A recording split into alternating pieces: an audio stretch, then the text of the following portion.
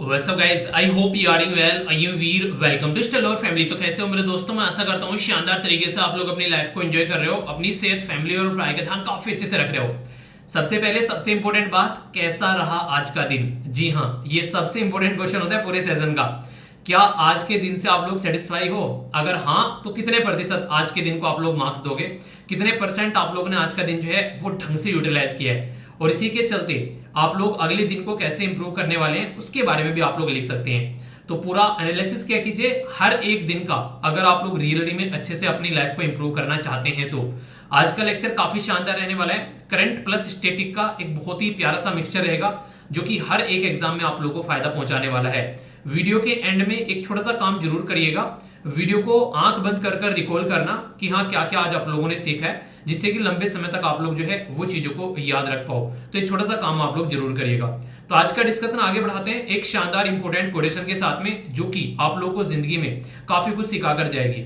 बात ये की जा रही है कि जब लाइफ आप लोगों को 100 से भी ज्यादा रीजन ऐसे देखिए आप लोग रोने लगो, मतलब चिल्लाने लगो, बिल्कुल टूट जाओ, उस टाइम पर भी अगर आप लोग अपने आप को बोलो कि हमारे पास में लाखों ऐसे रीजन है जिसके चलते हम लोग खुश रह सकते हैं, हंस सकते हैं। यानी कि कहने का मतलब ये है, जब आप लोग हारने के बाद भी अगर हंस दो तो जीतने वाले की खुशी जो है वो आधी हो जाती है। आप लोगों ने नॉर्मली ये बात सुनी होगी, तो ये सत्य है। इसका मतलब ये हो गया कि आप लोगों को पता है कि आप लोगों को अपनी जिंदगी को कैसे मैनेज करना है। और अगर ये चीजें आप लोगों ने सीख ली तो आप लोगों के अंदर एक लीडरशिप की क्वालिटी है, और वही क्वालिटी आप लोगों को आगे लेकर चलनी है, और वही क्वालिटी आप लोगों को आगे काम भी आने वाली है।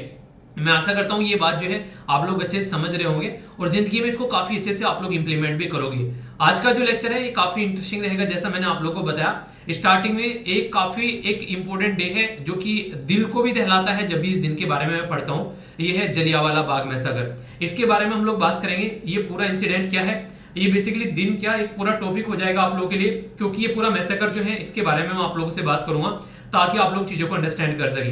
और इसी से रिलेटेड आप लोगों से क्वेश्चन भी पूछा जाएगा ताकि आप लोग यहाँ पर इसको भी अटेम्प्ट कर सको। तो पूरे अच्छे से यहाँ पर ये टॉपिक में कवर करने वाला हूँ, और कुछ क्वेश्चन भी जो है वो आप लोगों के सामने आएंगे। ठीक है, इसी के साथ में और भी कई सारे इंपॉर्टेंट आर्टिकल आप लोगों को यहाँ पर देखने को मिलेंगे।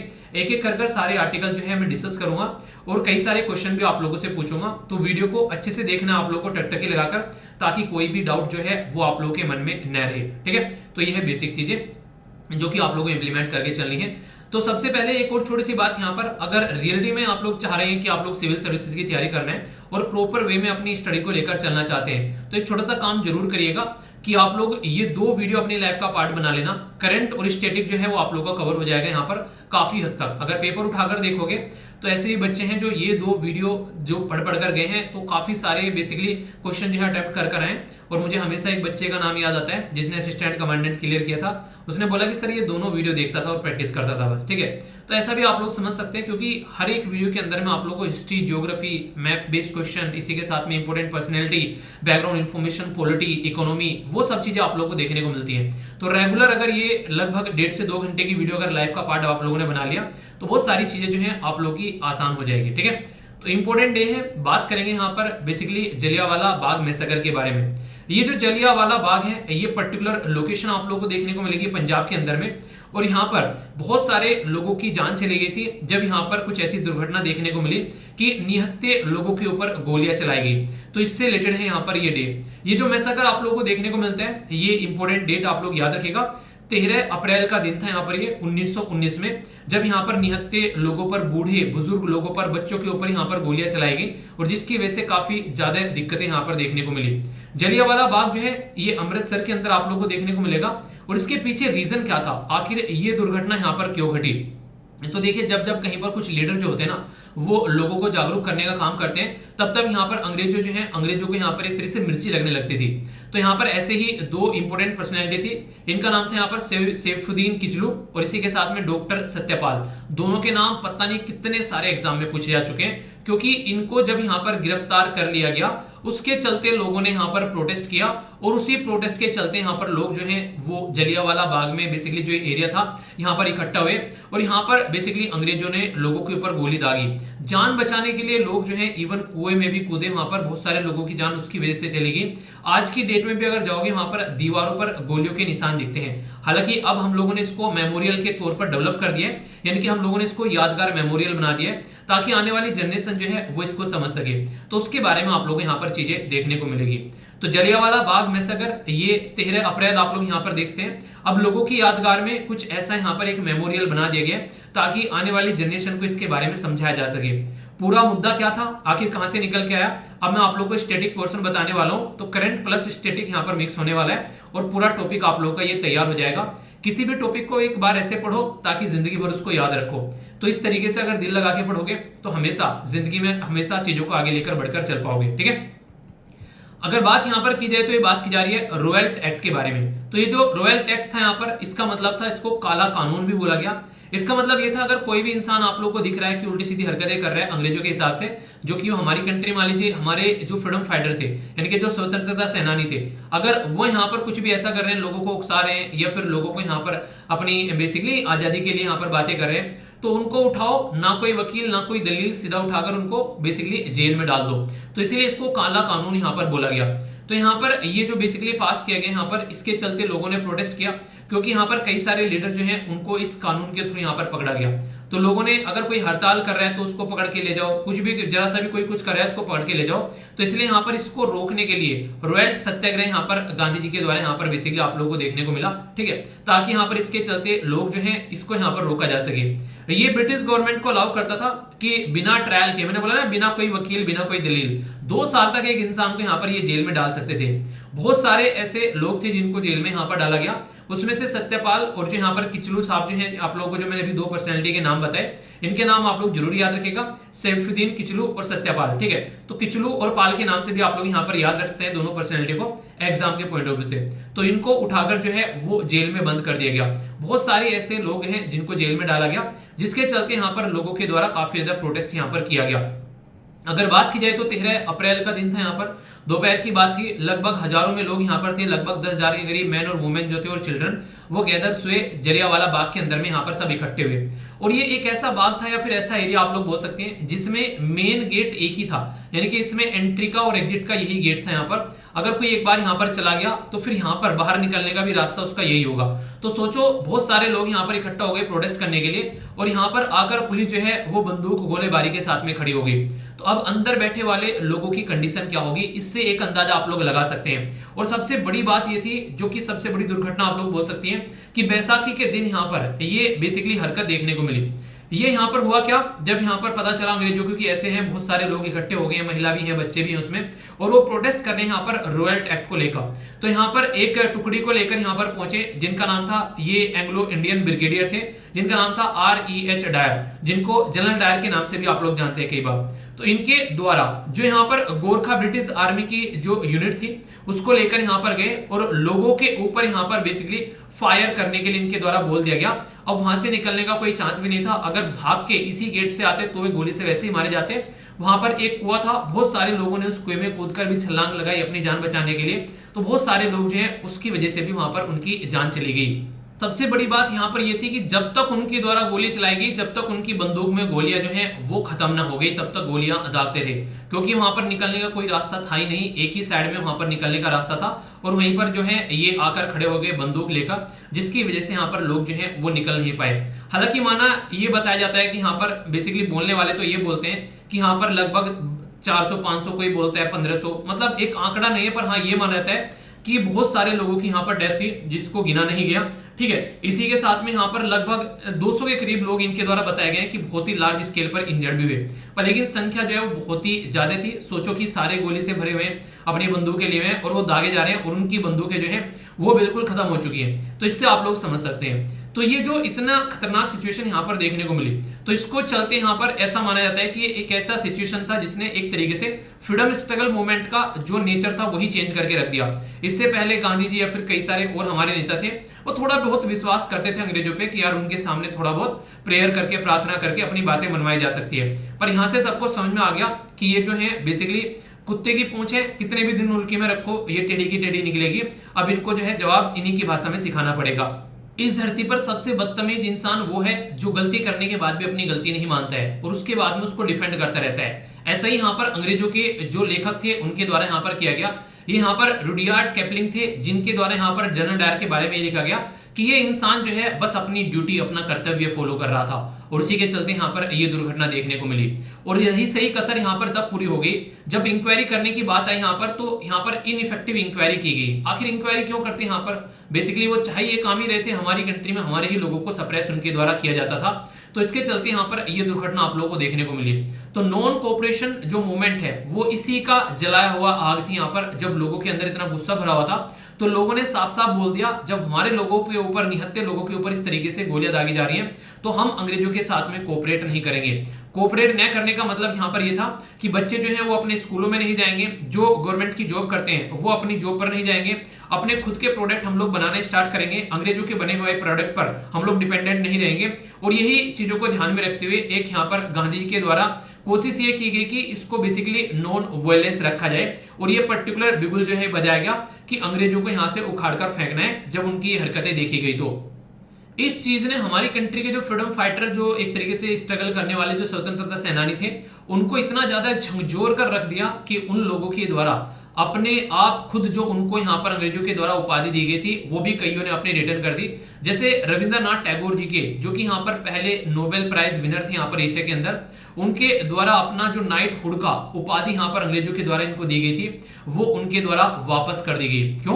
क्योंकि अंग्रेजों ने आज तक भी उस पर्टिकुलर इंसिडेंट के बारे में माफी नहीं मांगी है। ये जो वैसाकर हुआ था ये माफी नहीं मांगी है। 2019 में भी उनके द्वारा बोला गया कि डीप रिग्रेट है, कि हाँ हम लोग रिग्रेट करते हैं, पर लेकिन रियलिटी में ये नहीं बोला कि सॉरी हमसे गलती हो गई। आज तक भी उनके द्वारा ये बातें नहीं बोली गई है। तो इससे एक अंदाजा आप लोग लगा सकते हैं कि कितनी एक तरीके से बर्बरतापूर्ण उनका शासन उस टाइम पर हुआ करता था। एक इंपॉर्टेंट यहाँ पर कमीशन है जिसका नाम याद रखिएगा, इसको हंटर कमीशन बोलते हैं। जलियांवाला बाग जब यहाँ पर मैसाकर हुआ तो हंटर कमीशन यहाँ पर बनाया गया इन्वेस्टिगेशन करने के लिए कि यहाँ पर जो लगभग 1600 के करीब जो इंडियंस हैं जिनकी यहाँ पर जान गई है, तो इसको बेसिकली देखा जाए कि यहाँ पर ये सही था या फिर गलत था जैसी हरकतें, क्योंकि वो सारे एक तरीके से निहत्थे लोग थे, वो जस्ट प्रोटेस्ट कर रहे थे अपने नेताओं के लिए। यहाँ पर बेसिकली ये बोल रहे थे कि उनको छोड़ा जाए।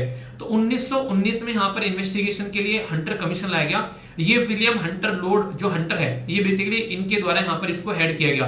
पर लेकिन रियलिटी में आप लोगों को पता है कि ये सारी चीजें जो थी वो बस इंडियन को शांति में रखने के लिए थी। तो इस तरीके से आप लोग यहाँ पर समझ सकते हैं। कमीशन जो था यहाँ पर इंडियन एजुकेशन वो प्रिपेयर किया गया था 1882 में बाय, यहाँ पर याद रखिएगा, विलियम विल्सन हंटर। तो ये भी यहाँ पर आप लोग इसको भी याद रखते हैं। ये क्वेश्चन कई बार आप लोगों से यहाँ पर एग्जाम में पूछे जाते हैं, कंफ्यूजन आप लोगों को नहीं होना चाहिए। एक और छोटी सी इंपॉर्टेंट बात जो आप लोग यहाँ पर याद रख सकते हैं, जो हंटर कमीशन यहाँ पर बनाया गया था ये जलियांवाला बाग मैसेकर के तौर पर, यहाँ पर इसको यहाँ पर एक और नाम से पुकारा जाता है जिसका नाम आप लोग याद रखिएगा DIC। DIC का मतलब यहाँ पर है डिसऑर्डर्स इंक्वायरी कमिटी। तो ये इसका ऑफिशियल नाम आप लोगों को देखने को मिल रहा था। तो ये इसके बारे में आप लोग यहाँ पर याद रख सकते हैं। और यहाँ पर जो 1882 में यहाँ पर जो विल्सन हंटर है ये बेसिकली अपॉइंट किया गया था लॉर्ड रिपन के द्वारा, ताकि हमारी कंट्री में एजुकेशन सिस्टम को थोड़ा सा डिफरेंट तरीके से प्रस्तुत किया जा सके। तो ये इसके बारे में कुछ बातें हैं जो कि आप लोग यहाँ पर याद रख सकते हैं। तो जलियांवाला बाग मैसेकर के बारे में एक एक पॉइंट मैंने आप लोगों को क्लियर कर दिया। इसकी बेसिक इन्फॉर्मेशन भी बता दी, क्यों हुआ, क्या दिक्कतें देखने को मिली, सारी चीजें एक एक कर मैंने आप लोगों को यहाँ पर एक्सप्लेन कर दी है। अब कोई भी आप लोगों के माइंड में डाउट इसको लेकर नहीं होना चाहिए। अब क्वेश्चन अगर पूछा जाए यहाँ पर, रॉयल एक्ट जो था वो पास किया गया था which of the following year, यानी कि हमारी कंट्री में जो रॉयल एक्ट था वो किस साल में पास किया गया था? ये 1918, 1919, 1920 या फिर 1921? तो सही आंसर यहाँ पर क्या है आप लोग बताइए, यहाँ पर सही आंसर क्या है? अभी बताया मैंने। तो सही आंसर यहाँ पर आप लोग को देखने को मिलेगा बी, यानी कि 1919। तो याद रखिएगा यहाँ पर इसका नाम था बेसिकली हंटर कमीशन, ठीक है, जो कि यहाँ पर बनाया गया। तो याद रखिएगा। और यहाँ पर क्यों बनाया गया था? क्योंकि रॉयल एक्ट निकल गया, उसके चलते हमारी कंट्री में जलियांवाला बाग मैसेकर देखने को मिला और उसको चेक करने के लिए यहाँ पर हंटर कमीशन जो है वो आया। तो ये बेसिक चीजें आप लोग यहाँ पर याद रखिएगा, जिसमें 2 साल तक बिना दलील बिना वकील लोगों को जेल में डाला जाता था, ठीक है। एक और इंपॉर्टेंट क्वेश्चन यहाँ पर, यहाँ से कई बार आप लोग ये क्वेश्चन देखने को मिल जाते हैं और ये काफी इंपॉर्टेंट क्वेश्चन है, इसके ऊपर स्टार भी आप लोग लगा सकते हैं। बात की जा रही है कौन सी पर्सनैलिटी के द्वारा अपना नाइटहुड का जो अवार्ड था वो जलियांवाला बाग मैसेकर के टाइम पर यहाँ पर बेसिकली छोड़ दिया गया। तो ये आप लोग को बताना है। महात्मा गांधी जी, इसी के साथ में दादा भाई नेहरू जी, रविंद्रनाथ टैगोर, या फिर यहाँ पर बात करें मौलाना अबुल कलाम आजाद जी। सही आंसर यहाँ पर क्या है? ABCFD। तो सही आंसर बताइए, देखता हूं कौन सही आंसर देता है। अभी मैंने डिटेल में आप लोगों से डिस्कस किया इसके बारे में, तो सही आंसर हो गया यहाँ पर C, ठीक है। तो ये इंपॉर्टेंट है जिसके बारे में आप लोग याद रखते हैं। तो हंटर कमीशन जो है ये बेसिकली बनाया गया था इंक्वायरी करने के लिए। तो ये बेसिक चीजें हैं। और उस टाइम पर रविंद्रनाथ टैगोर जी के द्वारा अपना नाइटहुड की उपाधि जो थी वो रिनाउंस कर दी गई थी, यानी कि छोड़ दी गई थी, यानी कि एक तरीके से वापस कर दी गई थी, ऐसा आप लोग बोल सकते हैं। तो दोनों के दोनों क्वेश्चन काफी इंपॉर्टेंट है। और जो बैकग्राउंड इन्फॉर्मेशन स्टैटिक चीजें हम लोगों ने डिस्कस की, वहां से दुनिया भर के क्वेश्चन हिस्ट्री में पूछे जा चुके हैं, अगर उठाकर आप लोग क्वेश्चन पेपर देखोगे तो। ये जो इन्फॉर्मेशन है पीआईबी यानी कि प्रेस इंफॉर्मेशन ब्यूरो में कवर की गई, जो कि मोस्ट ट्रस्टेड सोर्स है गवर्नमेंट ऑफ इंडिया का, जिसमें यहाँ पर प्राइम मिनिस्टर मोदी साहब के द्वारा भी यहाँ पर कमेंट किया गया। और बात करेंगे यहाँ पर महात्मा जी फुल्ले के बारे में। आप लोगों ने नाम सुना होगा महात्मा ज्योतिबा फुल्ले, तो इनके बारे में हम लोग बात करेंगे। रिसेंटली अभी इनकी बर्थ एनिवर्सरी सेलिब्रेट की गई है, तो ये काफी इंपॉर्टेंट टॉपिक आप लोगों के लिए हो जाएगा। तो डिटेल में यहाँ पर हम लोग बात करेंगे। ये जो टॉपिक है यूपीएससी प्रीलिम्स जीएस पेपर 1 के साथ में आप लोग यहाँ पर देखते हैं। और इंपॉर्टेंट पर्सनैलिटी जो मॉडर्न हिस्ट्री के अंदर आप लोग को देखने को मिलती है, उसके साथ में भी आप लोग यहाँ पर इसको कनेक्ट कर सकते हैं। यहाँ पर जो बात की जा रही है, ये महात्मा जी ज्योतिबा फुल्ले के बारे में बात की जा रही है, क्योंकि रिसेंटली अभी उनकी बर्थ एनिवर्सरी यहाँ पर सेलिब्रेट की गई। तो उसके चलते हमारी कंट्री में कई सारी बातें जो हैं वो याद की गई, क्योंकि ये वो पर्सनैलिटी थे जिनके द्वारा काफी लार्ज स्केल पर सोसाइटी में रिफॉर्म लाने की बात की गई। इनके द्वारा सोसाइटी में ऊंच और नीच का जो बेसिकली भेदभाव का, जो बेसिकली महिलाओं को एक तरीके साथ में न लेकर चलने का और एजुकेशन न प्रोवाइड कराने का जो बेसिकली फंडा था, उसको साइड में किया गया। और यहाँ पर ऊंच नीच का भेदभाव को कम किया गया। विधवाओं के विवाह के बारे में बात की गई, गर्ल्स के एजुकेशन के बारे में बात की गई, और सोसाइटी में रिफॉर्म लाकर सबको इक्वल दर्जा दिलाने की बात की गई। तो इससे एक अंदाजा लगा सकते हैं कि कितनी महान पर्सनैलिटी थी उस टाइम पर, जब लोग जो हैं अंग्रेजों के गुलाम थे, ये सोसाइटी को सुधारने का काम कर रहे थे। तो इसलिए यहाँ पर ये जो है एक काफी महान पर्सनैलिटी बेसिकली आप लोग काउंट करते हैं जब भी आप लोग हिस्ट्री यहाँ पर पढ़ते हैं। इनका पूरा नाम जो था यहाँ पर, ये ज्योतिराव गोविंद राव फुले। तो यहाँ पर पूरा नाम भी क्वेश्चन की फॉर्म में एग्जाम में कई बार आप लोगों से पूछा गया है। जो यहाँ पर अगर बात करें तो जेजीपी, तो जेजीपी था इनका पूरा नाम। वैसे इनको महात्मा के नाम से भी जानते हैं, तो महात्मा ज्योतिबा फुल्ले भी इनको बोला जाता है। 11 अप्रैल 1827 में, यानी कि 11 अप्रैल 1827 और 28 नवंबर 1890 तक इनकी लाइफ का पूरा ड्यूरेशन चला। काफी बड़े एक सोसाइटी में रिफॉर्म लाने वाले, चीजों के बारे में सोचकर उसको इंप्लीमेंट करने वाले, और महाराष्ट्र में काफी सारा एक तरीके से लोगों को जागरूक करने वाले और रिफॉर्म लाने वाली पर्सनैलिटी थे यहाँ पर ये। इन्होंने बेसिकली अनटचेबिलिटी के ऊपर, आप लोगों को पता है आज की डेट में भी हमारी कंट्री में मूवीज बनती हैं आर्टिकल 15 को लेकर, जो संविधान में रखा गया कि सोसाइटी में से अनटचेबिलिटी यानी कि भेदभाव को हम लोगों को मिटाना है। तो ये आज से मुहिम नहीं चल रही है। अगर हिस्ट्री उठाकर देखोगे, बहुत सारी पर्सनैलिटी आप लोग ऐसी मिल जाएंगी जिनके द्वारा ऑलरेडी इस मुद्दे के ऊपर काम किया गया, और उनमें से ज्योतिराव फुल्ले जो हैं वो आप लोगों को एक नजर आ जाएंगे। इन्होंने कास्ट सिस्टम को साइड में फेंकने की बात की गई, एजुकेशन की बात की गई, वो भी वुमेन के लिए। और आज की डेट में भी हम लोग सेम बातें कर रहे हैं कि लड़कियों को एजुकेट करो। तो समझ रहे हैं आप लोग यहाँ पर जब यहाँ पर 1827 में यहाँ पर ये पैदा हुए, और ये बेसिकली अगर मोटे मोटे तौर पर बोले तो यहाँ पर 1890 तक का इनका टाइम ड्यूरेशन जो रहा, उस टाइम पर भी यही बातें कर रहे थे। और आज भी हम लोग जब एडिटोरियल डिस्कस करते हैं, हम लोग जब कोई करंट का टॉपिक बात करते हैं, आज भी हम लोग वुमेन एजुकेशन के बारे में बात करते हैं। तो यहाँ से पता चलता है कि ये जो इस तरीके की कृति है सोसाइटी में, उनकी जड़ें जो हैं वो कितनी गहरी हैं। तो यहाँ से एक अंदाजा आप लोग लगा सकते हैं। फुल्ले जी जो थे, इनके द्वारा फर्स्ट स्कूल जो गर्ल्स के लिए स्टार्ट किया गया था 1848 में पुणे के अंदर में। तो ये काफी इंपॉर्टेंट है। यहाँ पर जो पुणे के अंदर आप लोगों को ये लोकेशन देखने को मिलेगी, बेसिकली यहाँ पर इसको तात्यासाई भेड़े का निवास, या फिर यहाँ पर बेसिकली जो उनकी जो रेजिडेंट उनका जो निवास था, या फिर यहाँ पर जो भेड़वाड़ा इसको बोलते हैं, जहां पर ये बनाया गया। ये एक बार को आप लोग याद रखो या ना रखो, पर ये जरूर रखिएगा कि 1848 में पहला जो स्कूल था वो इनके द्वारा स्टार्ट किया गया गर्ल्स के लिए, और ये पुणे में महाराष्ट्र के अंदर स्टार्ट किया गया। तो ये काफी इंपॉर्टेंट है, जो कि आप लोगों को पता होना चाहिए। जैसे बताने के लिए तो बहुत सारी बातें हैं इनके बारे में, अगर मैं आप लोगों को बताने बैठूं, यहाँ पर बात करें तो जैसे मैंने अभी आप लोगों को बताया, ये सोशल रिफॉर्मर थे, एक थिंकर थे महाराष्ट्र में। ये एक जनक माने जाते हैं फ्रीडम स्ट्रगल मूवमेंट के बारे में, जब हम लोग बात करते हैं लोगों को जागरूक करने के बारे में। और सबसे बड़ी बात है, इन्होंने उस ताकत को समझा सोसाइटी की जिसको हम लोग इग्नोर कर रहे थे, और वो कौन सी थी? वो थी महिलाओं की ताकत। तो महिलाओं की ताकत को साथ में लेकर चलने की बात इनके द्वारा की गई। तो ये अपने आप में काफी बड़ी बात आप लोग बोल सकते हैं।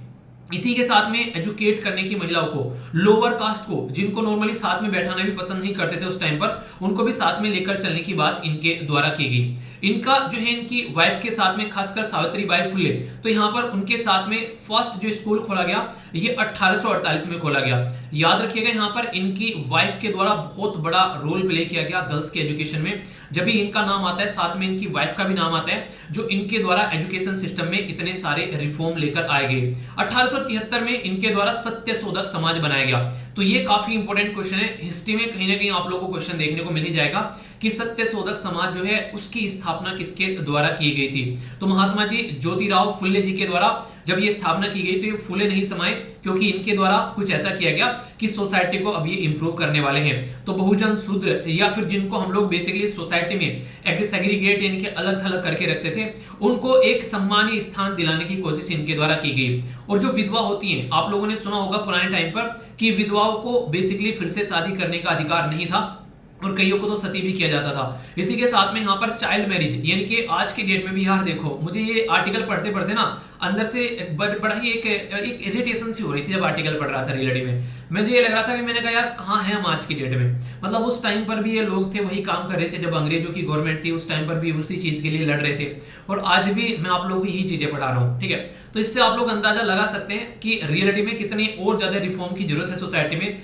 कितना और काम करने की जरूरत है सोसाइटी में। तो ये जो आर्टिकल है यहाँ पर बेसिकली इस तरीके से आप लोग इसको इंपॉर्टेंस दे सकते हैं, खासकर कि सोसाइटी में अगर कहीं भी आप लोगों को लगे कोई कमी है तो ये आप लोगों की भी रेस्पॉन्सिबिलिटी बनती है कि इसके ऊपर काम किया जाए। तो यहाँ पर जैसे मैंने बताया सत्यशोधक समाज, तो सोसाइटी ऑफ ट्रुथ सीकर, तो ये इनके द्वारा यहाँ पर लाई गई डिप्रेस सेक्शन को सोसाइटी से हटाने के लिए, खासकर उनको सपोर्ट और अपलिफ्टमेंट देने के लिए, ताकि उनकी जो एक तरीके से जिंदगी में जो दिक्कतें देखने को मिल रही हैं तो उसका कम से कम कुछ पोर्शन भी अगर ये जिंदगी में कम कर पाए तो अपने आप में बहुत बड़ी बात होगी। फुल्ले जो थे इनके द्वारा सोसाइटी में जो रिफॉर्म लाया गया महाराष्ट्र के अंदर में, इसी के चलते इनको महात्मा बोला गया। क्वेश्चन ये भी बन चुका है कि महात्मा जो है उसको ग्रेट सोल बोला जाता है, तो यहाँ पर एक तरीके से किसके द्वारा इनको महात्मा बोला गया था। ठीक है, तो यहाँ पर आप लोग याद रखते हैं, यहाँ पर बेसिकली इनका नाम था यहाँ पर विठल राव कृष्णाजी वांडेकर। ठीक है, तो इनके द्वारा 1888 में इनको यहाँ पर महात्मा बोला गया। ठीक है, तो ये इंपॉर्टेंट क्वेश्चन है जो कि कई बार एग्जाम में आप लोगों से पूछा गया है। आप लोगों से कई बार ये भी चीजें पूछ ली जाती हैं कि कौन पर्सनैलिटी किस चीज से इन्फ्लुएंस था, तो इसके बारे में भी आप लोग याद रखिएगा, तो जिससे आप लोग चीजों को कनेक्ट करके बेसिकली रख पाते हैं जिंदगी में। अच्छा, मैं आप लोगों से पूछूं अगर ये क्वेश्चन कि आप लोग जिंदगी में किस इंसान से सबसे ज्यादा इन्फ्लुएंस हुए हैं, कि हाँ यार ये इंसान ऐसा है जिसकी जिंदगी से कुछ सीखा जा सकता है, ये इंसान ऐसा है जिसको फॉलो कर कर जिंदगी में कुछ अचीव किया जा सकता है, तो ऐसा कोई इंसान है आप लोगों की जिंदगी में? अगर मैं आप लोगों से पूछूं, अगर हाँ तो आप लोग उसका नाम लिख सकते हैं, अगर आप लोगों को लगता है कि आप लोग लिख सकते हैं पब्लिकली तो। ठीक है, बात करें फुल्ले जी, वो इन्फ्लुएंस थे यहाँ पर बेसिकली थॉमस पेन की बुक थी जिसका नाम था द राइट्स ऑफ मैन, यानी कि एक इंसान के अधिकार के बारे में इनके द्वारा यहाँ पर बात की गई थी। हालांकि ये टाइटल जो है मुझे अच्छे से पचा नहीं, क्योंकि यहाँ पर भी मैन के बारे में बात की जा रही है, इनके पुरुष के बारे में बात की जा रही है। ठीक है, तो यहाँ पर the right of the people होता, अगर यहाँ पर लोगों के अधिकार के बारे में बात करते तो महिला और पुरुष दोनों आ जाते। तो आप लोगों को यहाँ से देखने को मिल सकता है, टाइटल को देखकर भी हमारी सोसाइटी जो थी वो एक पैट्रियार्कल सोसाइटी थी, यानी कि एक पुरुष प्रधान देश के अंदर में हम लोग रहा करते थे। बाकी ये मैंने ये बेसिकली आप लोगों के सामने यहाँ पर अगर बात करें, ये बातें मैं आप लोगों को इसलिए बता रहा हूँ क्योंकि यहाँ से क्वेश्चन कई बार आप लोगों को देखने को मिल जाते हैं। ठीक है, इसी के साथ में यहाँ पर इनके द्वारा कई सारी किताबें यहाँ पर बेसिकली लिखी गई इनके पब्लिकेशन के द्वारा, तो यहाँ पर आप लोगों के लिए डाला गया है। यहाँ पर ये अगर आप लोग चाहे तो इनको रट सकते हैं, मतलब पढ़ सकते हैं, थोड़ा सा मतलब पढ़ना नहीं है बैठकर इनको, मतलब इनका हल्का सा नाम याद रखते हैं, क्योंकि हल्का फुल्का नाम याद रहता है, कई बार मैच करने के लिए स्टेट पीसीएस के अंदर आप लोगों से पूछ ले जाते हैं, तो इसलिए यहाँ पर ये आप लोगों के लिए इसमें बेसिकली डाली गई है चीजें, तो इसको आप लोग अपने पास में रख सकते हैं सेव कर। ठीक है, महाराष्ट्र के अंदर काफी बड़ा रिफॉर्म इनके द्वारा यहाँ पर लाया गया। ठीक है, तो यहाँ पर अगर बात करें, जो मैंने अभी आप लोग को बता दिया कि टाइटल किनके द्वारा दिया गया, तो ये इंपॉर्टेंट पर्सनैलिटी आप लोग जरूर याद रखिएगा, क्वेश्चन डायरेक्ट आप लोगों से एग्जाम में पूछा जा सकता है। ठीक है, तो यहाँ पर ये काफी इंपॉर्टेंट है जो कि आप लोग को बिल्कुल भी नहीं भूलना है। ओके, अभी यहाँ पर ये आर्टिकल जो मैंने आप लोगों को पढ़ा इनके बारे में कि मुद्दा क्या है, पूरा आप लोगों को डिटेल में सारी बातें मैंने बताई। अभी यहाँ पर अब एक छोटी सी इंपॉर्टेंट क्वेश्चन है आप लोगों के सामने जो कि आप लोगों को पता होना चाहिए, और यहाँ पर है सत्यशोधक समाज जो है वो किसके द्वारा स्टेब्लिश किया गया। देखिए, आर्टिकल सुनने के बाद में आप लोगों को लग रहा है सही है, आप लोगों ने एकदम आंसर दे दिया, पर रियलिटी में यहाँ पर क्या आप लोगों को पता था इससे पहले बिना क्वेश्चन का पढ़े आप लोगों को पता था कि यहाँ पर सत्यशोधक समाज की स्थापना किसके द्वारा की गई? यस या फिर नो आप लोग लिखिए, इससे आप लोगों को पता चलेगा कि ये ऐसे क्वेश्चन है जो कि कई बार एग्जाम में पूछे जा चुके हैं। जो यहाँ पर ज्योतिबा फुले, महात्मा गांधी, डॉक्टर भीमराव अंबेडकर जी, आप लोगों को नाम बताना है यहाँ पर कि किस पर्सनैलिटी के सिलेक्टेड है यहाँ पर, तो सीधा सीधा आंसर क्या हो गया? ये है आंसर ए। ठीक है, तो ये याद रखिएगा, तो काफी इंपॉर्टेंट स्लाइड है जिसके बारे में आप लोग याद रख सकते हैं, कोई कंफ्यूजन आप लोग को नहीं होना चाहिए। ये जो आर्टिकल है द हिंदू न्यूज़पेपर के अंदर कवर किया गया, तो काफी डिटेल में मैं आप लोगों से डिस्कस करूंगा, जिससे कि आप लोगों के माइंड में इसको लेकर कोई भी कंफ्यूजन न रहे। तो इस तरीके से पूरा आर्टिकल को हम लोग यहाँ पर देखने वाले हैं।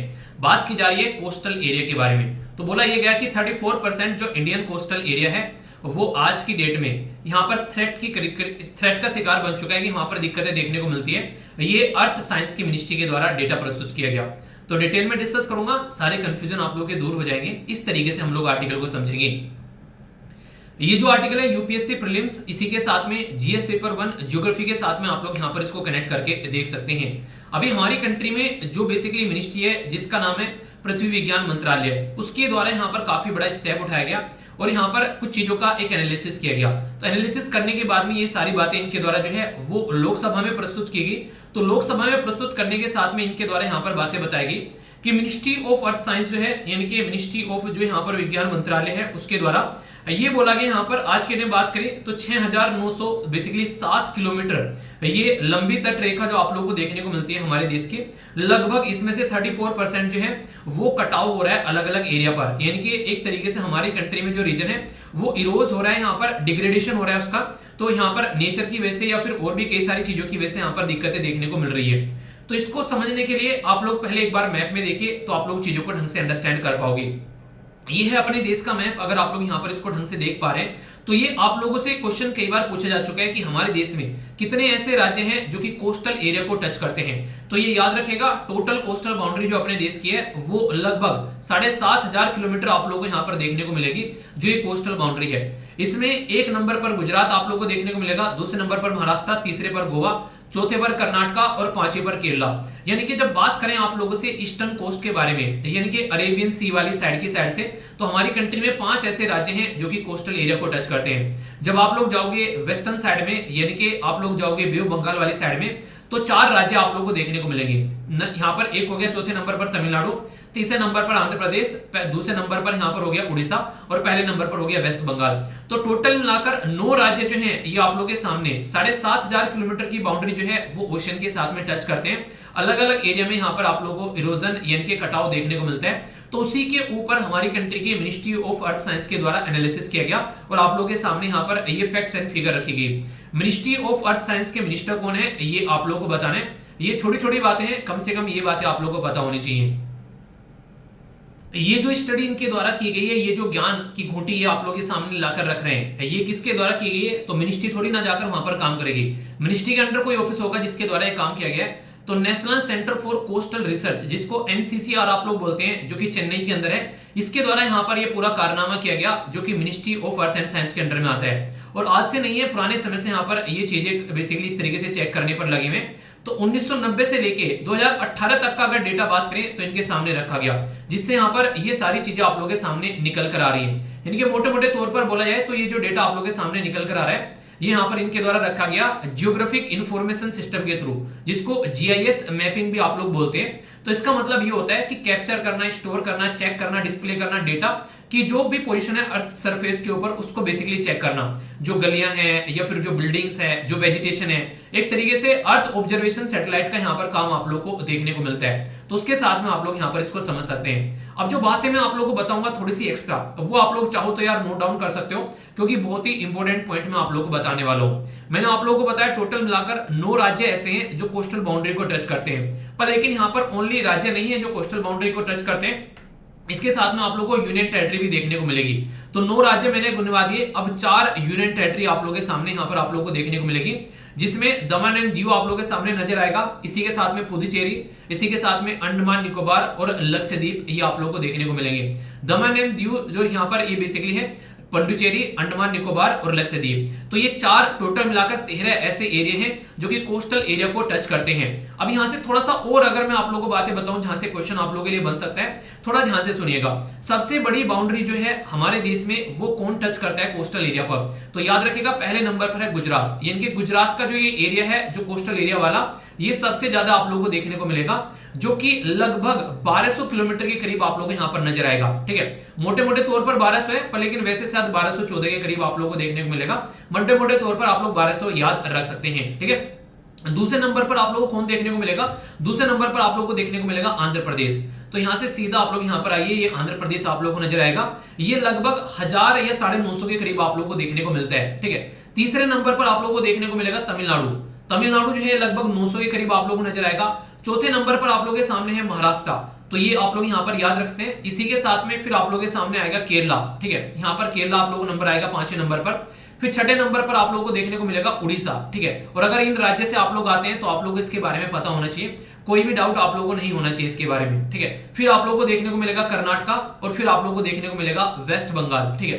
तो यहां पर आप लोगों के सामने वेस्ट बंगाल आएगा, क्योंकि वेस्ट बंगाल जो है बांग्लादेश के साथ में टच करते हैं, तो कोस्टल एरिया की इतनी बाउंड्री नहीं है जितनी आप लोग एक्सपेक्ट कर रहे हो। सबसे छोटा कोस्टल एरिया राज्यों में आप लोग को गोवा का देखने को मिलेगा, क्योंकि गोवा जो है बड़ा ही प्यारा सा छोटा सा राज्य आप लोगों को यहाँ पर नजर आता है। पर लेकिन सेम बात अगर आप लोगों से यूनियन टेरिटरी के बारे में पूछे, जो कि 4 यूनियन टेरिटरी है, तो सबसे बड़ा जो एरिया है वो है अंडमान एंड निकोबार का, जो कि कोस्टल एरिया को टच करता है, ठीक है।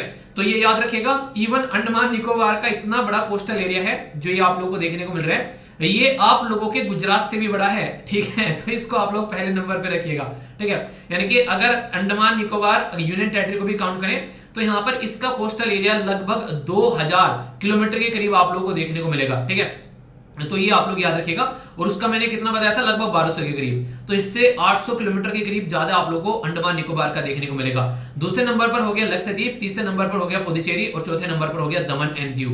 तो ये आप लोग याद रखिएगा। और जब सबको ऐड करोगे आप लोग यहाँ पर, यानी कि 9 राज्य और 4 यूनियन टेरिटरी को जब ऐड करोगे और ये सम आप लोग बैठकर देखोगे, तो ये लगभग 7500 किलोमीटर आप लोग को देखने को मिलेगा कि हमारी कंट्री में कोस्टल बाउंड्री का एरिया आप लोगों के सामने नजर आता है। तो ये एक ऐसा एरिया है जिसमें मुझे नहीं लगता कि आप लोगों को कोई भी डाउट होना चाहिए। इस तरीके से अगर कल को कोई क्वेश्चन बन जाए तो एक एक पॉइंट आप लोगों के माइंड में क्लियर होना चाहिए। अभी मुद्दा क्या है यहाँ पर, मुद्दा ये है कि वेस्ट बंगाल जो है उसके अंदर भी आप लोगों को इरोजन देखने को मिलेगा, केरला के अंदर भी और तमिलनाडु के अंदर भी।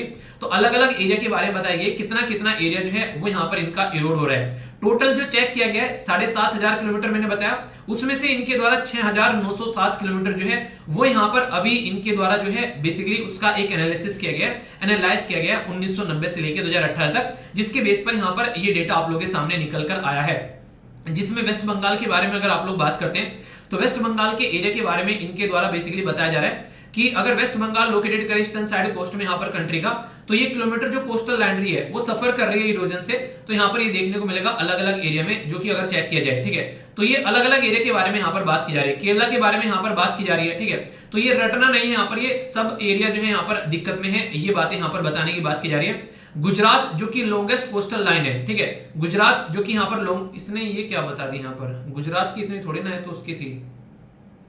गुजरात जो है उसमें बोला गया लॉन्गेस्ट कोस्टल लाइन, ये गुजरात की बता दी इसने। ये तो अंडमान निकोबार की थी।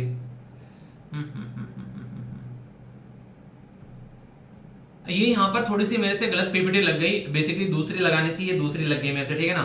तो यहाँ पर इसको मैं सही कर दूंगा, जब आप लोग पीपीटी डाउनलोड करोगे ना तो उसमें आप लोगों को सारी सही मिल जाएगी। ये डेटा जो है यहाँ पर थोड़ा सा, ये बेसिकली गलत डेटा आप लोगों को यहाँ पर देखने को मिल रहा है, ठीक है। मैं आप लोगों से जब यहाँ पर प्रस्तुत करूंगा तो उसमें आप लोगों को डेटा देखने को मिल जाएगा, क्योंकि जो इनके द्वारा यहाँ पर ये बताया गया कोस्टल, जो यहाँ पर कोस्ट की जो लेंथ बताई गई है, ये बेसिकली अंडमान निकोबार की, इन्होंने यहाँ पर गुजरात की दे दी है। इरोजन इतने पे दिखा रहे हैं यहाँ पर 27% यहाँ पर, एक सेकंड बेसिकली। चलो ठीक है, इसको मैं एक बार चेक करूंगा, ठीक है, फिर से इसको चेक कर लूंगा। यहाँ पर कई बार हो जाती हैं छोटी छोटी ऐसी गलतियां, तो सॉरी यार, इसको एक बार चेक कर लूंगा मैं फिर से, ठीक है। फिर इसके बाद में देखते हैं। तो ये इसके बारे में अगर बात करें तो जैसे यहाँ पर इस तरीके से जो इरोजन होता है कोस्टल एरिया में, तो ऐसे देख सकते हैं, पहले कुछ ऐसा था, फिर यहाँ से ऐसे कटा और कट के यहाँ पर ये गायब हो गया। तो यानी कि पूरा यहाँ पर इस तरीके से आप लोगों को दिक्कतें देखने को मिलेगी, ठीक है। तो ये इस तरीके से आप लोग यहाँ पर समझ सकते हैं। तो कई बार जैसे फ्लड आती है, यानी कि बाढ़ आ गई यहाँ पर, ठीक है, उसकी वजह से दिक्कतें देखने को मिलती है। तो सैंड रेत होता है, कई बार वो बहकर चला जाता है, काफी लंबे समय से यहाँ पर अगर चीजें जो है, उन्हें आप लोगों ने देखा होगा, ज्वार भाटा के बारे में सुना होगा, वो काफी लार्ज स्केल पर कोस्टल एरिया पर कई सारी दिक्कतें डालता है। तो ये सारे इश्यूज नॉर्मली आप लोगों ने कई बार इनके बारे में सुना होगा। इसी के साथ में एक और इंपॉर्टेंट ऑर्गेनाइजेशन है जो कि मिनिस्ट्री ऑफ अर्थ साइंस के अंडर में आती है, जिसका नाम है Indian national centre for ocean information service. तो इसके द्वारा भी यहाँ पर एक पर्टिकुलर एटलस तैयार किया गया कोस्टल एरिया के बारे में, ठीक है, जिसमें कोस्टल जो वनरेबिलिटी इंडेक्स बोलते हैं जिसको, जिसका मैप तैयार किया गया। और यहाँ पर 1:1 लाख स्केल इनके द्वारा यूज किया गया, ठीक है, जिसके बेस पर यहाँ पर सी लेवल राइज, कोस्टल स्लोप या फिर जो सोल लाइन होती है उसके बारे में कई सारी बातें इनके द्वारा यहाँ पर बताई गई। जैसे कि अगर आप लोग बात करें यहाँ पर लैंड के फीचर के बारे में, नॉर्मली जैसे क्लिफ हो गया, केव हो गया, सी आर्क हो गया, सी स्टार, यहाँ पर सी स्टैक हो गया या सी स्टंप हो गया, तो ये आप लोग यहाँ पर देखने को मिलता है। जैसे यहाँ पर ये जो पोर्शन है आप लोग देखते हैं यहाँ पर जो एरिया ऑफ क्लिफ जो बेसिकली देखने को मिलेगा, तो ये आप लोग देखते हैं जो उठा हुआ पोर्शन आप लोग यहाँ पर नजर आ रहा है, ये होता है वेव के द्वारा जो कट किया गया प्लेटफॉर्म, ये आप लोग यहाँ पर देखने को मिलेगा।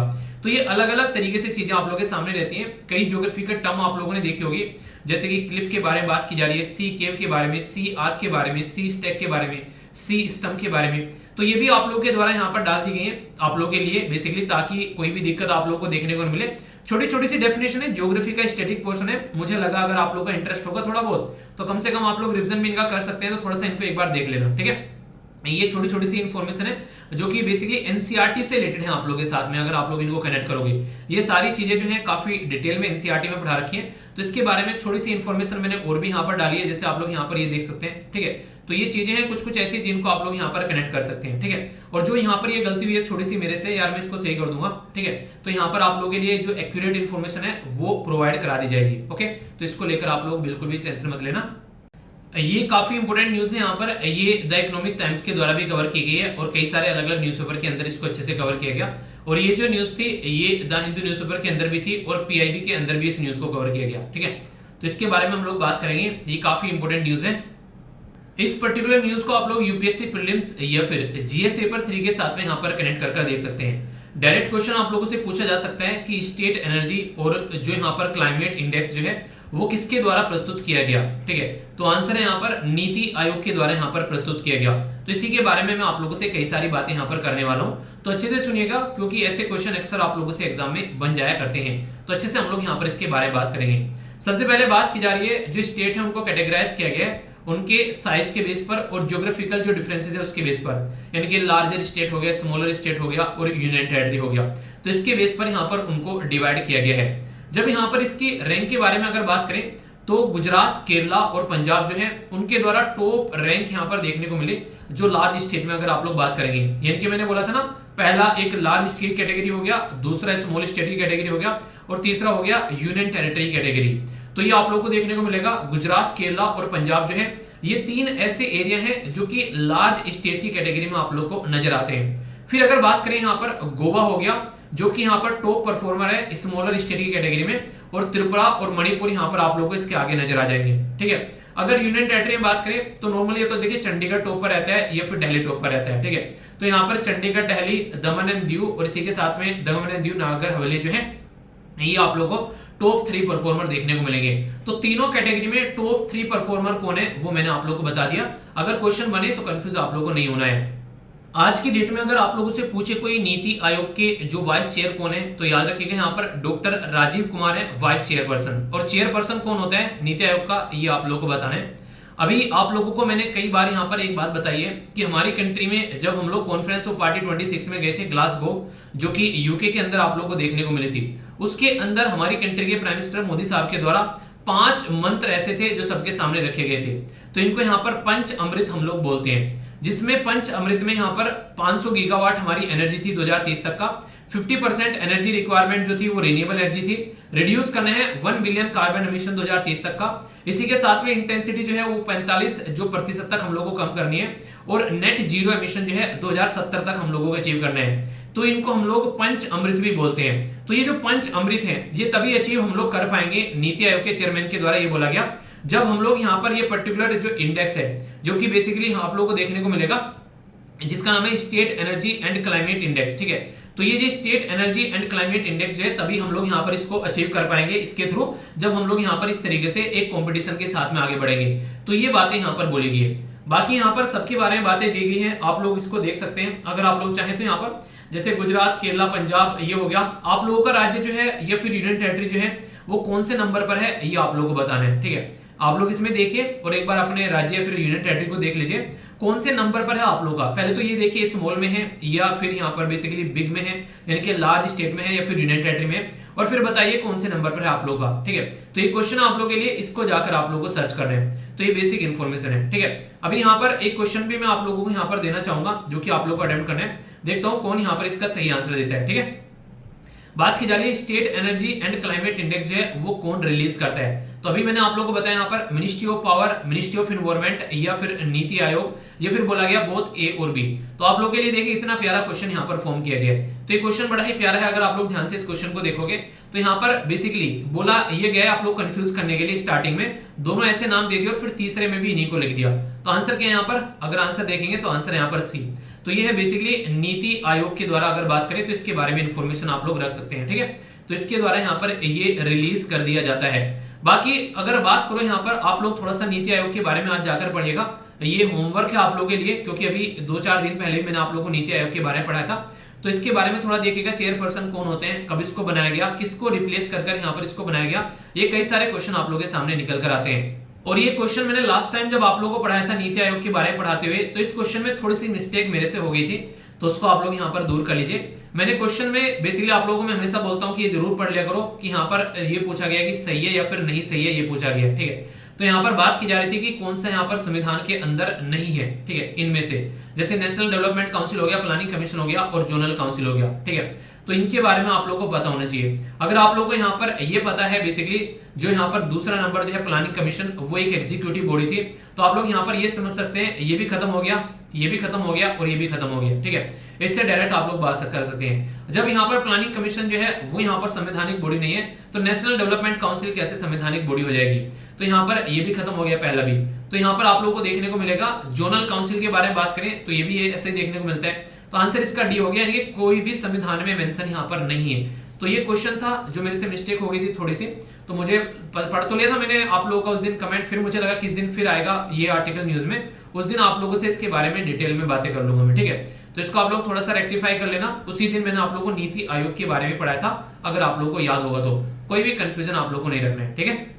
ये जो आर्टिकल है ये हिंदुस्तान टाइम्स के अंदर कवर किया गया, और यहाँ पर जब बात करें आप लोगों को पता होना चाहिए जब पड़ोसी देश के बारे में बात करते हैं तो उससे रिलेटेड क्वेश्चन आप लोगों से बन जाते हैं जब खासकर पाकिस्तान के बारे में हम लोग बात करें। और कोई ऐसा प्रोजेक्ट अगर लॉन्च किया जाए जो कि ऑलरेडी किसी एरिया में हमारे देश में चलता है, तो एक डिफरेंट तरीके की लोकेशन पर स्टेट किया जा रहा है, तो एक अच्छा रहेगा, एक डिफरेंट तरीके की चीजें आप लोगों को देखने को मिलेगी। यहाँ पर एक शब्द लिखा हुआ है, अगर आप लोग पढ़ पा रहे हैं, इस गेट के ऊपर में एक पर्टिकुलर द्वार है और उस द्वार के सामने यहाँ पर लिखा हुआ है नदाबेट, ठीक है। तो यहाँ पर जो नदाबेट द्वार है यहाँ पर, ये कहां पर बनाया गया, अगर क्वेश्चन आप लोगों से कोई पूछ ले। इसी के साथ में एक क्वेश्चन आप लोगों से ये बन सकता है कि हमारी कंट्री में अभी एक सीमा दर्शन का प्रोग्राम चलाया गया, सीमा दर्शन प्रोजेक्ट आप लोगों को यहाँ पर नाम देखने को मिलेगा। ये किस मिनिस्ट्री के द्वारा लॉन्च किया गया है, तो होम मिनिस्ट्री और कोऑपरेटिव जो मिनिस्ट्री है अमित शाह जी के अंडर में, इनके द्वारा यहाँ पर ये लॉन्च किया गया है। याद रखिएगा कोऑपरेटिव मिनिस्ट्री अभी बनाई गई थी, ये भी अमित शाह जी के अंडर में ही है, इनके द्वारा यहाँ पर लॉन्च किया गया। और ये जो बेसिकली यहाँ पर लॉन्च किया गया है ये पर्टिकुलर एरिया है जिसके बारे में याद रखिएगा, इसका नाम है बेसिकली यहाँ पर बानसकांठा। तो बानसकांठा जो डिस्ट्रिक्ट है गुजरात में, वहां पर इसको लॉन्च किया गया, यानी कि पर्टिकुलर जो लोकेशन है उसका भी याद रखिएगा, जो स्थित है यहाँ पर ये है नदाबेट और बानसकांठा डिस्ट्रिक्ट है गुजरात का। तो अगर गुजरात से आप लोग आते हैं तो आप लोगों के लिए तो काफी इंपॉर्टेंट यहाँ पर हो जाता है। यूपीएससी प्रीलिम्स जीएस पेपर 3 के अंदर सिक्योरिटी के पॉइंट ऑफ से भी आप लोग इसको देख सकते हैं कि होम मिनिस्टर अमित शाह जी के द्वारा यहाँ पर एक पर्टिकुलर प्रोग्राम लॉन्च किया गया जिसका नाम है सीमा दर्शन प्रोजेक्ट। तो यहाँ पर ये सीमा दर्शन प्रोजेक्ट जो है ये बेसिकली आप लोगों को मैंने अभी बताया, तो नदाबेट जो पर्टिकुलर एरिया है जो कि आप लोगों को देखने को मिलेगा बानसकांठा डिस्ट्रिक्ट के अंदर में, वहां पर इसको बेसिकली लॉन्च किया गया है। मोटे मोटे तौर पर जब आप लोगों से कोई बोलता है कि पाकिस्तान के साथ में हमारी बाउंड्री टच करती है, तो फिलहाल आज की डेट में आप लोगों को बाउंड्री कुछ अलग देखने को मिलती है, पर लेकिन पुराने टाइम पर जब 1947 से लेके अगर आप लोग यहाँ पर 1971 तक जाते हैं तो आप लोगों को डिफरेंट तरीके की यहाँ पर बेसिकली बाउंड्री देखने को मिलती है, और इस बाउंड्री को आप लोग रेड क्लिफ के नाम से भी जानते हैं। तो रेड क्लिफ अगर कोई आप लोगों से पूछे तो ऐसा नहीं है वो बस पाकिस्तान की साइड में है, वो बांग्लादेश की साइड में भी आप लोगों को देखने को मिलती है, क्योंकि आप लोगों को पता होगा आजादी के तुरंत बाद जब यहाँ पर हमारे देश से अलग कर जब पाकिस्तान बनाया गया तो उस टाइम पर यहाँ पर इस साइड वाले पाकिस्तान को हम लोग क्या बोलते थे, इसको हम लोग वेस्ट पाकिस्तान बोलते थे, और यहाँ पर जिसको आज के में हम लोग बांग्लादेश बोलते हैं उसको हम लोग ईस्ट पाकिस्तान बोला करते थे। और यहाँ पर ये हो गया इस साइड वाला, ये बर्मा वाला रीजन, बर्मा भी आप लोग याद रख सकते हैं, जिसको आज के में आप लोग म्यांमार बोलते हैं, एक टाइम पर इसको बेसिकली बर्मा बोला करते थे। और 1937 में यहाँ पर ये एरिया जो था ये सेपरेट किया गया था ब्रिटिश जो है इनके अंग्रेजों के द्वारा हिंदुस्तान से, यानी कि ये जो एरिया है ये आजादी से पहले यहाँ पर लगभग 10 साल पहले ही आजादी से, क्योंकि 1947 में हम लोग आजाद हुए, तो 1937 में ही यहाँ पर बर्मा जो है वो इंडिया से सेपरेट यहाँ पर हो गया था। तो ये कुछ बेसिक इंफॉर्मेशन है जो कि आप लोग यहाँ पर याद रखते हैं। तो जब भी अगर कोई रेड क्लिफ के बारे में बात करें तो वो इंडिया और बांग्लादेश दोनों के साइड में आप लोगों को लाइन देखने को मिलती है जो दोनों के बाउंड्री को यहाँ पर सेपरेट करती है। आप लोग बोलेंगे सीमा दर्शन प्रोग्राम यहाँ पर क्यों लॉन्च किया गया, क्योंकि यहाँ पर ऑलरेडी ऐसा प्रोग्राम तो आप लोगों को पता है कि पंजाब के अंदर में वाघा बॉर्डर पर आप लोगों को देखने को मिलता है। आखिर यहाँ पर क्यों यहाँ पर इसको लॉन्च किया गया? देखिए बेसिक पर्पज यहाँ पर यह कि हमारी कंट्री में जो सिक्योरिटी फोर्स है वो अपनी जान की बाजी लगाकर हमारे देश की सीमाओं की रक्षा करती हैं। तो प्राइम मिनिस्टर मोदी साहब के द्वारा यहाँ पर अपनी गाइडेंस के अंदर में बोला गया कि हमारे देश के जो जाबाज सिपाही हैं उनके बारे में जनता को पता चलना चाहिए कि बॉर्डर पर किस हद तक जाकर वो लोगों की सेवा करते हैं। तो सीमा दर्शन जो प्रोग्राम है यहाँ पर उसी का एक रोल आप लोगों को देखने को मिलेगा कि लोगों को सीमा के दर्शन कराना, क्योंकि बीएसएफ जिसको आप लोग बॉर्डर सिक्योरिटी फोर्स बोलते हैं हमारे देश की बाउंड्री को वो हर एक मौसम में प्रोटेक्ट करने का काम करते हैं अपने जान की बाजी लगाकर। तो सीमा दर्शन प्रोग्राम जो है ये टूरिस्ट को काफी सारी फैसिलिटी यहाँ पर प्रोवाइड कराएगा और इसके चलते यहाँ पर बेसिकली ये बात की जा रही है कि जो कॉस्ट है इसकी 1,25,00,000 के करीब आप लोगों को पड़ने वाली है बेसिकली यहाँ पर जो पूरा प्रोग्राम देखने को मिलेगा। एक छोटी सी इंफॉर्मेशन जो कि आप लोगों से क्वेश्चन की फॉर्म में एग्जाम में बन सकती है, इसके बारे में आप लोग जरूर याद रखेगा। जब बाउंड्री के बारे में हम लोग बात करते हैं तो अलग अलग एरिया में अलग अलग तरीके से हमारी बाउंड्री जो है वो सेव की जाती है। जैसे कि इंडिया और पाकिस्तान या इंडिया और बांग्लादेश जो कि रेड क्लिप के द्वारा सेपरेट एक दूसरे के द्वारा किए जाते हैं, यहाँ पर आप लोगों को बॉर्डर सिक्योरिटी फोर्स जो है वो देखने को मिलेगी। इंडिया चाइना या फिर इंडिया नेपाल के बारे में अगर आप लोग बात करेंगे तो यहाँ पर याद रखिएगा Indo Tibetan border police force और सशस्त्र सीमा बल आप लोग यहाँ पर देखने को मिलेगी। इंडो भूटान बॉर्डर या इंडिया म्यांमार के बारे में आप लोग बात करेंगे तो यहाँ पर सशस्त्र सीमा बल और इसी के साथ में आसाम राइफल आप लोगों को देखने को मिलेगी। तो टोटल मिलाकर 6 देश के बारे में हम लोग बात करते हैं। एक देश बच जाता है जिसका नाम है अफगानिस्तान, उसके बारे में इसलिए बात नहीं करते हैं क्योंकि वो जो एरिया है यहाँ पर पाकिस्तान के जो ऑक्युपाइड एरिया है जिसको आप लोग पीओके बोलते हो उसके कंट्रोल में है, तो इसलिए हम लोग यहाँ पर बात करते हैं ओनली 6 कंट्री के बारे में। वैसे 7 कंट्री के साथ में हमारे बॉर्डर टच करते हैं, तो ये एक छोटी सी इंफॉर्मेशन आप लोग याद रखिएगा, ठीक है। जैसे यहाँ पर आप लोग देखते हैं अफगानिस्तान के साथ में हमारा बॉर्डर टच कर रहा है, ठीक है। एक और क्वेश्चन आप लोगों से बन जाए, जब इंडिया और पाकिस्तान जो है वो एक ही जगह हुआ करते थे 1947 से पहले की अगर बात की जाए, ठीक है, तो उस टाइम पर हमारे और जो बेसिकली अफगानिस्तान के बीच में जो लाइन थी उसको हम लोग दुरंत लाइन के नाम से जानते हैं, ठीक है, ये याद रखिएगा। इसी के साथ में जो आज के डेट में काफी ज्यादा न्यूज में रहता है अरुणाचल प्रदेश, जो कि सेपरेट करता है अपने आप को चाइना से या फिर बोलिए तिब्बत से, तो इसका लाइन का नाम रखा गया है मैकमोहन लाइन। तो ये कुछ ऐसी लाइन है जो कि बार बार आप लोगों से एग्जाम में क्वेश्चन पूछे जाते हैं, तो इसको आप लोग कंफ्यूजन में मत रखिएगा। एक और छोटी सी इंपॉर्टेंट इंफॉर्मेशन जिससे आप लोगों को क्वेश्चन बन सकते हैं, यहाँ पर कई बार क्वेश्चन पूछ ले जाते हैं।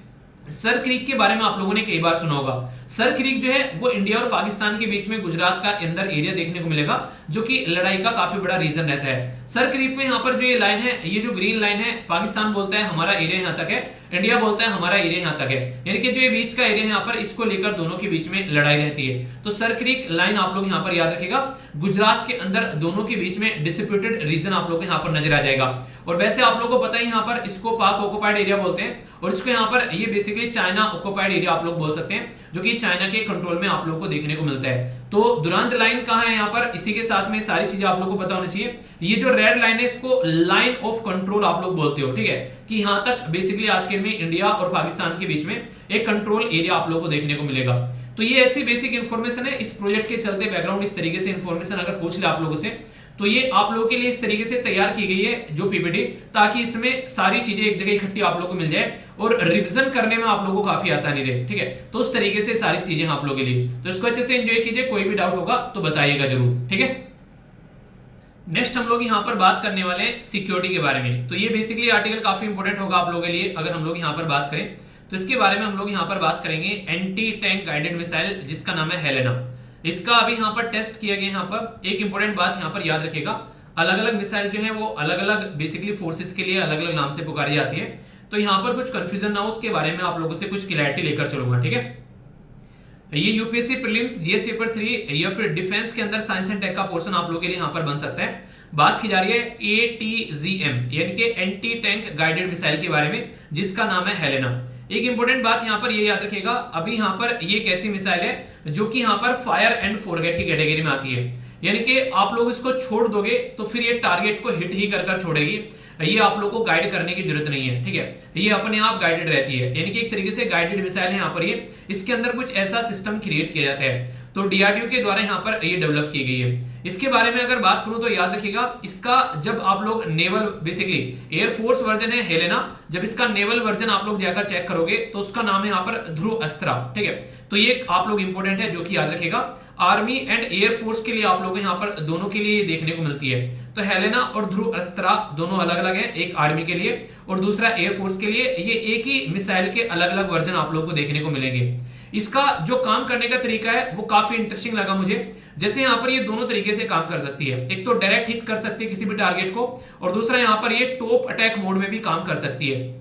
अब दोनों में डिफरेंस क्या है यहाँ पर ये मैंने लिख दिया है, पर लेकिन पिक्चर की हेल्प से समझाऊंगा। जैसे यहाँ पर अगर बात करें, आप लोगों ने यहाँ से इस मिसाइल को लॉन्च किया तो ये ऐसे जाएगी यहाँ पर और फिर ऐसे यहाँ पर ट्रेवल करेगी और फिर ऐसे यहाँ पर हिट कर देगी सर से, ठीक है। एक तो ये तरीका है जिसको आप लोग जेवलिन बोलते हो, तो जेवलिन टॉप अटैक मोड हो गया। यहाँ पर ये टॉप अटैक मोड दो कैटेगरी में डिवाइडेड है। दूसरा यहाँ पर NLAW जिसको बोलते हैं यहाँ पर next generation light anti tank weapon. यहाँ पर नॉर्मली ये वाला ये मोड इसके द्वारा फॉलो किया जा रहा है। इसमें क्या करता है कि एक पर्टिकुलर टारगेट के ऊपर जाएगी और जाते ही वहां पर एकदम रुक जाएगी और फिर धड़ाम इसके ऊपर जाकर गिर जाएगी। माने कहते हैं ऊपर से कोई हवाई जहाज से नीचे बॉम्ब फेंक दे सीधा सीधा, बिल्कुल ऐसे ही यहाँ पर जाएगी, यहाँ पर रुक जाएगी और फिर यहाँ से नीचे गिर जाएगी अपने आप, ऐसे नहीं नीचे आके बस ऐसे गिर जाए। तो एक तरीके से अपनी सॉफ्ट लैंडिंग कराएगी टारगेट के ऊपर, ऐसा आप लोग बोल सकते हो। और डायरेक्ट टारगेट वाला कैसा है, यहाँ पर डायरेक्ट जाकर हिट कर दिया। तो इस तरीके से दोनों वर्जन में आप लोगों को यहाँ पर ये काम करती हुई नजर आएगी। बेसिकली एडवांस लाइट हेलीकॉप्टर जो हमारी कंट्री में है उसमें ये आसानी से यूज की जा सकती है, और इंफ्रारेड जो बेसिकली इमेजिंग सीकर है, बेसिकली IIR यहाँ पर ये यूज करेगी। लॉक ऑन बिफोर लॉन्च, यानी कि एक बार लॉक कर दो किस टारगेट को हिट करना है, फिर ये उसको मार कर ही छोड़ेगी। हेलेना जो है मैक्सिमम रेंज जो है वो 7 किलोमीटर है, यानी कि किसी भी एडवांस लाइट जो हेलीकॉप्टर से इसको छोड़ा जा सकता है। हमारी कंट्री में डिफेंस रिसर्च डेवलपमेंट ऑर्गेनाइजेशन है वो यहाँ पर काम करता है मिसाइल एंड स्ट्रेटेजिक सिस्टम के तहत, यहाँ पर इस तरीके के सिस्टम को क्रिएट करने में 2018 से इसके ऊपर काम कर रहा है और हम लोगों ने इसको बनाया अभी। ऑल वेदर यानी कि हर एक मौसम में, दिन या रात में, हर जगह ये अच्छे से काम कर सकती है। एक इंपॉर्टेंट इंफॉर्मेशन जहां से कई बार क्वेश्चन आप लोगों से बनते हैं, ये याद रखिएगा। बेसिकली हमारी कंट्री में IGMDP जिसको बोलते हैं integrated guided missile development program, ये याद रखिएगा doctor APJ Abdul Kalam sir के द्वारा यहाँ पर ये इनके नाम से भी यहाँ पर बेसिकली आप लोगों को देखने को मिलेगा कनेक्टिविटी कि मिसाइल मैन ऑफ इंडिया जब आप लोग बोलते हैं तो doctor APJ Abdul Kalam sir जो है उनके बारे में आप लोग जरूर याद रखिएगा। उनके द्वारा यहाँ पर ये सिस्टम जो था ये लेकर चला गया, जिसके चलते यहाँ पर 1983 में हम लोग के द्वारा यहाँ पर ये स्टार्ट किया गया और यहाँ पर कंप्लीट हुआ 2012 में, और तब जाकर हमारे पास में पटना यानी कि बिहार की कैपिटल मिली हमको। पृथ्वी, अग्नि, त्रिशूल, नाग और ये आकाश, ये मिसाइल सिस्टम जो आप लोगों के सामने निकल कर आया वो यहाँ पर इस पर्टिकुलर प्रोग्राम का आप लोगों को यहाँ पर डेवलपमेंट देखने को मिलेगा। तो यहाँ से अगर कल को क्वेश्चन बन जाए तो आप लोगों को कोई कंफ्यूजन नहीं होना है, तो इसलिए डिटेल में यहाँ पर आप लोगों को सारी बातें जो है इससे रिलेटेड मैंने बता दी, ठीक है। अगर कोई कंफ्यूजन होगा तो बताना, फिर उसको दूर किया जाएगा। तो कोई भी कंफ्यूजन होगा तो देखो उसको दूर कर ही आगे बढ़ना है, वरना जिंदगी में बहुत सारे कंफ्यूजन इकट्ठे हो जाएंगे और उस कंफ्यूजन के ढेर के नीचे आप लोग दब जाओगे, तो ऐसा नहीं करना है, ठीक है। तो क्या क्या डिस्कस किया एक बार यहाँ पर देख लेते हैं ताकि कोई भी डाउट आप लोगों को देखने को न मिले। जलियांवाला वाला मैसेकर जो है काफी डिटेल में डिस्कस किया मैंने, एक एक पॉइंट जो है वो आप लोगों का क्रिस्टल क्लियर कर दिया है ताकि कोई भी डाउट जो है वो आप लोगों को यहाँ पर देखने को न मिले, ठीक है। इसी के साथ में यहाँ पर क्वेश्चन भी मैंने आप लोगों को यहाँ पर कराया जलियांवाला बाग से रिलेटेड, जो कि आप लोगों को क्लियर होना चाहिए। एक इंपॉर्टेंट पर्सनैलिटी के बारे में मैंने आप लोगों से डिस्कस किया जो कि आप लोगों से डायरेक्ट क्वेश्चन पूछा जा सकता है, तो सारी बातें मैंने क्रिस्टल क्लियर आप लोगों को बताई, ठीक है। इसी के साथ में ज्योग्राफी से रिलेटेड लोकेशन के बारे में हम लोगों ने कुछ बातें डिस्कस की जो कि आप लोगों के लिए मैप बेस्ड क्वेश्चन भी यहाँ पर बन सकता है, अच्छे से इसके बारे में आप लोग याद रखिएगा। कुछ और भी इंफॉर्मेशन मैंने आप लोगों को यहाँ पर साथ में अच्छे से शेयर की, ठीक है। इसी के साथ में यहाँ पर एक और यहाँ पर बेसिकली सीमा दर्शन प्रोग्राम के बारे में हम लोगों ने डिस्कस किया, तो इसके बारे में यहाँ पर याद रखिएगा जो कि आप लोगों को पता होना चाहिए। नेक्स्ट यहाँ पर हम लोगों ने एक मिसाइल है हेलेना, इसके बारे में काफी डिटेल में समझा, इसका पूरा प्रोजेक्शन मैंने आप लोगों को बताया और एक प्रोग्राम के बारे में भी हम लोगों ने समझा। नीति आयोग के प्रोग्राम के बारे में हम लोगों ने बातें की, बेसिकली किस तरीके से हमारे देश में क्या क्या चीजें हैं और आप लोगों का राज्य कौन सा है ये बताना, और मैंने आप लोगों को क्वेश्चन भी डिस्कस किए, इसके बारे में भी आप लोगों को पता होना चाहिए, कोई भी डाउट नहीं होना चाहिए। पीडीएफ पूरी जो है वो टेलीग्राम पर मिल जाएगी, जाकर डाउनलोड कर लेना और मॉर्निंग में आप लोग बिल्कुल तैयार रहना बेसिकली, ठीक है, एक लेक्चर के लिए जो कि आप लोगों का पूरा न्यूज़पेपर कवर किया जाता है। तो आज का लेक्चर यहीं पर समाप्त करते हैं। आई होप कि आप लोगों ने इसको एंजॉय किया होगा, फीडबैक देकर जरूर जाना अगर आप लोगों को अच्छा लगा है। तो बड़ों को नमस्ते, छोटों को प्यार, छोटी सी लाइफ में एंजॉय करो यार। मिलता हूं नेक्स्ट लेक्चर में, तब तक के लिए जय हिंद।